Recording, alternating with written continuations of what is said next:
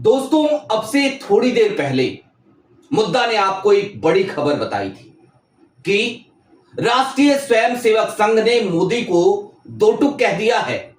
धर्मेंद्र प्रधान का इस्तीफा नहीं होना चाहिए। और अब इस खबर पर आरएसएस के एक बड़े नेता ने अपनी मुहर लगा दी है।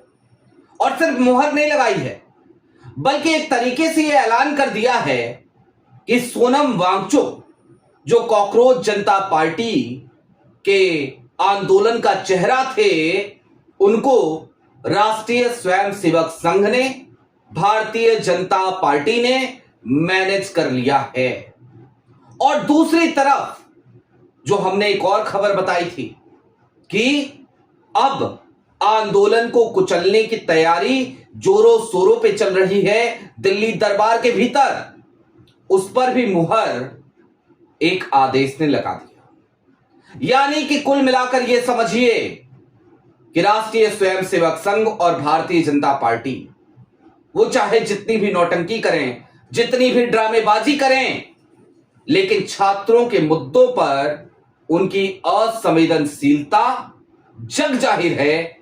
भले कल की तारीख में मोदी जी रात में रो रहे थे। सारी बातें जरा विस्तार से करेंगे। नमस्कार, मैं स्वप्निल और आप मुद्दा देख रहे हैं। दोस्तों, आगे बढ़ें उससे पहले वही छोटी सी अपील। मुद्दा इन दिनों एक गंभीर आर्थिक संकट से जूझ रहा है। एक तरफ जहां हमारे मेन बैंक अकाउंट्स बीते लंबे समय से फ्रीज चल रहे हैं, तो दूसरी तरफ हमारे 2.5 साल पुराने चैनल को हमसे लंबे समय तक छीन कर रखा गया था। ऐसे में डे टू डे ऑपरेशंस में मुद्दा को काफी मुश्किलों का सामना करना पड़ता है। लिहाजा आपसे गुजारिश है, यदि आप चाहें तो स्क्रीन पर दिख रहे क्यूआर कोड या फिर के नीचे दिख रहे यूपीआई नंबर्स के जरिए मुद्दा की छोटी छोटी मदद जरूर कीजिएगा, ताकि हमारी बेबाकी यूं ही बरकरार रहे। अब आगे बढ़ते हैं। 120 सेकंड की फिल्म आपको दिखाएंगे आरएसएस के नेता की। आरएसएस के नेता नहीं, आरएसएस के बड़े नेता की, अखिल भारतीय कार्यकारिणी सदस्य इंद्रेश कुमार की, जिन्होंने सीधे तौर पर इस बात का ऐलान कर दिया कि भाई देखिए, वांगचुक जी तो मैनेज हो गए। और क्यों हो गए? क्योंकि उन्हें यह पता चल गया कि इस देश में ये जो आंदोलन चल रहा है ना, ये विदेशी फंडेड आंदोलन है। और उसी वक्त पर अपनी स्क्रीन पर वो फिल्म देखिए, उससे पहले अपनी स्क्रीन पर ये ट्विटर के ट्रेंड्स देखिए। George Soros funded, George Soros terror funding. उसके अलावा आपकी स्क्रीन पर है जेनजी विद भारत। इस तरीके के टैक्स और पेड टैक्स ये चलाए जा रहे हैं इस समय ट्विटर हैंडल्स पे। कौन चला रहा है, क्यों चला रहा है, यह आपको बहुत बेहतर तरीके से पता है। लेकिन ये विदेशी फंडिंग, ये टेरर फंडिंग, ये सारा नैरेटिव क्यों सेट किया जा रहा है? तो इसके लिए आपको सबसे पहले इंद्रेश कुमार का यह बयान सुनना चाहिए। 120 सेकंड की फिल्म देखनी चाहिए। फिल्म देखिएगा, उसके बाद रुकिएगा, क्योंकि उसके बाद अगला चैप्टर और भी ज्यादा खतरनाक है, जो इस छात्रों की आवाज को, जेनजीज की आवाज को कुचलने वाला चैप्टर है। लेकिन सबसे पहले इंद्रेश की फिल्म देखिए। ऐसा है कि ये सब चीजें अलग अलग है। सोनम वांगचुक एक अलग चीज है, कॉकरोच पार्टी बहुत अलग चीज है, राजनीतिक दल अलग चीज है। ये मिक्स करके आपस में सबके करैक्टर को बदनाम कर रहे हैं। इसलिए सोनम वांगचुक ने अपने आप को अलग किया। मैं कहूँगा वो समझेगा कि उसके आंदोलन को विदेशियों ने हस्तगत कर लिया है, इसलिए उसने अपने आंदोलन को भारतीय रखना चाहिए, वह विदेशियों का खिलौना ना बने। कॉकरोच जनता पार्टी ये इस समय विदेशी ताकतों की एजेंसी है। वहाँ पर आने वाले नौजवानों को कहूँगा, सावधान, वह देश के साथ जो गद्दारी करें, देश के साथ धोखा करें, उनके हाथ का खिलौना एजेंसी न बने। पॉलिटिकल पार्टियों को कहूंगा वह अपनी कारगुजारी से एंटी नेशनल एक्टिविटीज को बढ़ावा देकर राजनीति न करें, वह देश में सकारात्मक राजनीति करें। सुना आपने इंद्रेश कुमार को। इंद्रेश कुमार सीधे तौर पर यह कह रहे हैं कि सोनम वांगचुक ने इस आंदोलन से अपना किनारा कर लिया है, अपना पल्ला झाड़ लिया है। क्यों झाड़ा है? क्योंकि उन्हें पता चल गया कि यहां पर विदेशी फंडिंग आ रही है। जिस वक्त ये इंद्रेश कुमार ये बयान दे रहे थे, उस वक्त उनके दिमाग में कि क्या ये नहीं था कि कितनी कॉन्ट्राडिक्टरी बात है। और मैं ये बात क्यों कह रहा हूं, ये कितना विरोधाभासी है। इन्हीं सोनम वांगचुक पर एफसीआरए के तहत कार्रवाई करने वाली मोदी सरकार, जो ये कहती थी कि सोनम वांगचुक विदेशी फंडिंग ले रहे हैं, उन्हीं का इकोसिस्टम, उन्हीं की संरक्षक संस्था का एक बड़ा नेता जो मोहन भागवत के इक्विवेलेंट है, वो ये बयान दे रहा है कि भाई सोनम वांगचुक को समझ में आ गया कि सीजेपी का जो प्रोटेस्ट है वो टेरर फंडेड है, वो विदेशी फंडेड है, इसलिए उन्होंने अपना पल्ला झाड़ लिया। है ना विरोधाभासी बात?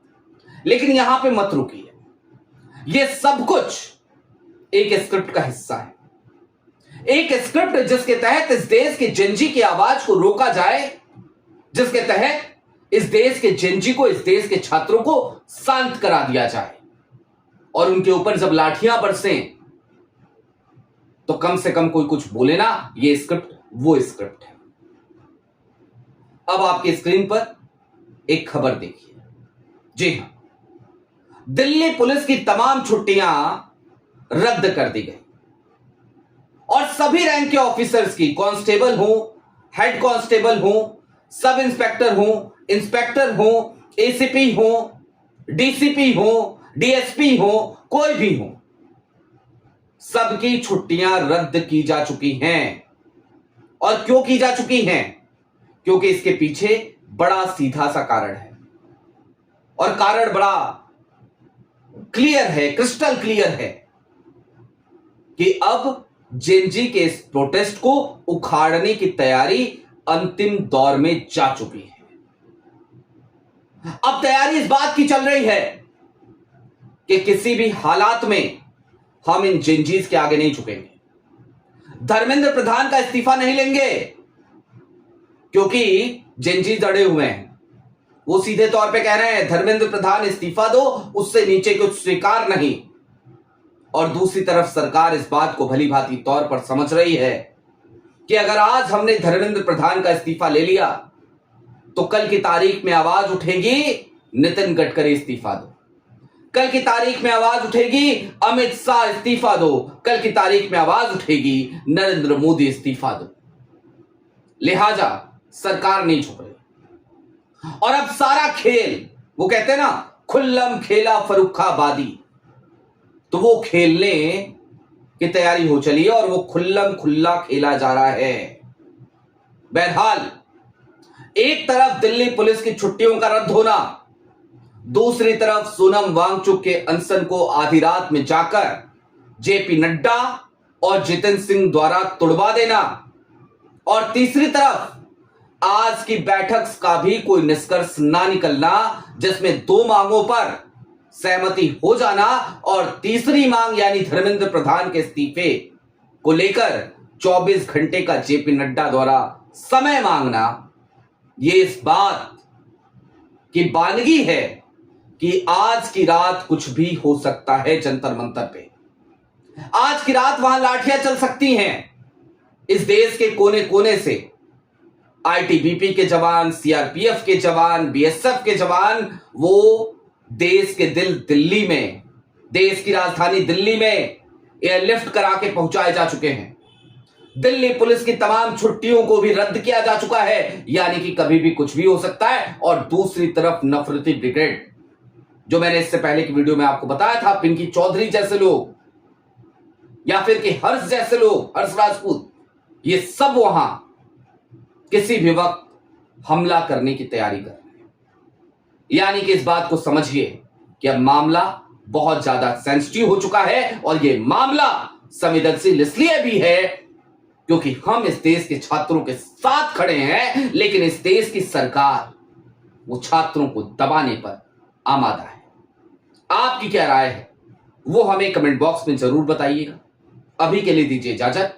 चलते चलते फिर वही अपील, चैनल पर नए हो तो सब्सक्राइब करते हुए जाइएगा, सक्षम हो तो मुद्दा की छोटी छोटी मदद जरूर कीजिएगा ताकि हमारी बेबाकी यूं ही बरकरार रहे। बहुत शुक्रिया।